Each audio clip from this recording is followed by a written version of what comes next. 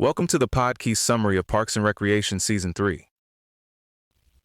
This stretch of Parks and Recreation is where the show really locks in what it wants to be. It turns a budget crisis and a possible government shutdown into something surprisingly hopeful, while also reshaping the whole ensemble, so nearly everyone ends up somewhere new by the finale. You can feel the series figuring out that optimism, actual optimism, can be funny if the characters are sharp enough and weird enough and committed enough, and somehow it does all that while hiding Amy Poehler's pregnancy, surviving a weird network delay, and making a tiny horse into a legend. At the center of the season is Pawnee's budget mess, with the Parks Department basically fighting for its life during recession-era cuts and all the usual grumbling about government being useless. Leslie responds by betting big on the Harvest Festival. It's not just an event for her. It's proof that public institutions can still give people a shared good time and a reason to believe their town can do something together. That idea gave the season its engine. Instead of leaning into the more cynical sitcom style that was all over TV then, the show doubled down on people who genuinely like each other, support each other, and still get into complete nonsense. Michael Schur's guiding idea was movement. He didn't want everybody ending up in the same emotional parking spot they started in. And you can really see that in how the season is built. Leslie and Ben are the clearest example of that movement. Their romance grows at the same time Ben starts to feel attached to Pawnee, which matters because he's basically a guy who never really felt at home anywhere. What makes it work is that he doesn't just fall for Leslie. He starts to love the town through her. Her enthusiasm makes Pawnee legible to him. And that ties the personal story to the civic story in a very neat, very satisfying way. The relationship also has actual stakes, because City Hall bans workplace dating.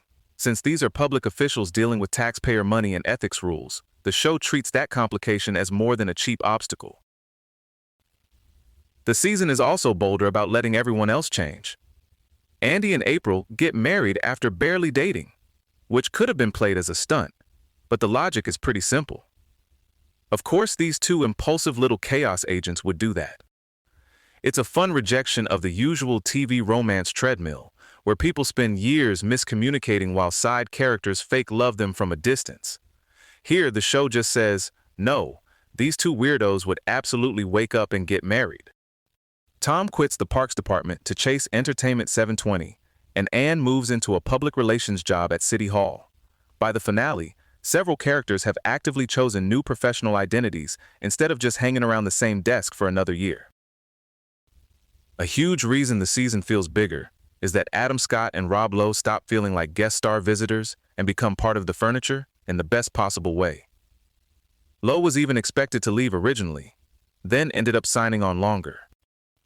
Chris Traeger's weaponized positivity gives Anne a new comic dynamic, and that was important because the show deliberately wanted to expand Rashida Jones beyond the straight man role. The breakup storyline is a great example. Chris is so relentlessly upbeat that Anne doesn't even realize she's been dumped for several days, which is such a bizarre little piece of emotional admin to miss, and somehow it works. Ben, meanwhile, gives the show a grounded outsider. He can react like a normal person, but he's not just there to roll his eyes. His connection to Leslie helps turn Pawnee itself into something worth choosing. And then there's Ron Swanson, who by this point had become a full cult hero. After the April and Andy wedding episode, Ron Swanson literally trended on Twitter, which feels right for a man who treats breakfast like a moral principle. Production had its own weird adventure. Amy Poehler's pregnancy meant the first 6 episodes had to be filmed right after season 2. With the classic TV solution of hiding her behind props while she was 6 months pregnant. Then NBC pushed the planned fall 2010 premiere all the way to January 2011 to make room for outsourced. So all 16 episodes were done before a single one aired, which is not the normal rhythm for network comedy. The delay frustrated the staff, but it did come with one advantage. They had time to keep tinkering, re-editing, and adding material instead of just shipping episodes out the door. The awkward part came later, when NBC packaged the last 4 episodes in back-to-back pairs, even though they were written as standalone episodes. And in a very network sort of own goal, A wedding registry ad accidentally spoiled the surprise that April and Andy get married. This season also gets a lot of mileage out of improvisation. The fight is probably the clearest case, with cast members filming separate drunken bits over roughly 2 days, and a lot of that montage coming out of improv. The show loved jump cut montages for exactly this reason. They could cram in a whole flurry of jokes like Leslie's breakup stories in Indianapolis, Tom's food nicknames in Soulmates, or his endless business ideas in the fight. The production design swings are funny on their own. Harvest Festival used a real annual festival at Los Angeles Pierce College because building a whole set wasn't in the budget, but its closing aerial shot still became the most expensive shot the series had done. Then the finale gives you Entertainment 720, which goes the opposite direction entirely. A giant all-white 15,000 square foot room stuffed with eccentric modern furniture. Michael Schur called it a hallucinogenic nightmare, which really does sound like Tom Haverford's dream office. What's especially striking is how wide the gap was between critical love and actual ratings. Critics were raving about this season, calling it the smartest comedy on TV, one of the funniest and sweetest sitcoms around, even close to flawless. Harvest Festival and Lil Sebastian got singled out a lot, and the season landed the show its first Emmy nomination for Outstanding Comedy Series, plus Amy Poehler's second lead actress nomination. But the Nielsen numbers never really matched that excitement. The 16 episodes averaged about 4.75 million households, barely above Season 2's 4.68 million, and still below Season 1's 5.45 million. The premiere popped with a series high of 6.19 million households and a strong adults 18 to 49 rating.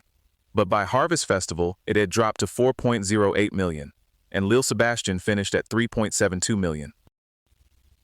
So this was one of those classic TV cases where the people who loved it really, really loved it, even while a big mass audience hadn't fully shown up yet.